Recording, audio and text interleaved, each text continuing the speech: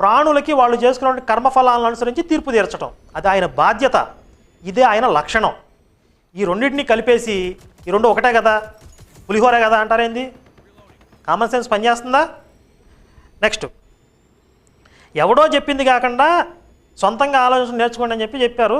ఎవడో చెప్పింది ఎవడు చెప్తున్నాడో, సొంతగా ఎవరు ఆలోచిస్తున్నారో కూడా ఇప్పుడు నేను మీకు విశ్లేషణ చేయబోతున్నాను. తర్వాత కరుణాకర్ మారు మనసు పొందాడు, దేవుళ్ళు అన్నాక పాపాలు చేస్తారు, తప్పులు చేస్తారు అని చెప్పి ఒప్పుకున్నాడు అంటూ ఒకటి చెప్పారు.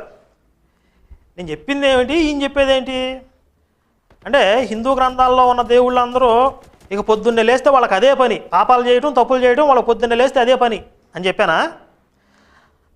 అసలు దేవుడు వేరు, దేవతలు వేరు. ఈశ్వరుడు ఒక్కడే ఉంటాడు, మిగిలిన వాళ్ళందరూ జీవులు అని చెప్పాను. వాళ్ళు దేవతలు అవ్వచ్చు, మానవులు అవ్వచ్చు, రాక్షసులు అవ్వచ్చు, గంధర్వులు అవ్వచ్చు, యక్షులు అవ్వచ్చు. వీళ్ళందరూ జీవుల కేటగిరీలోకి వస్తారు. చివరికి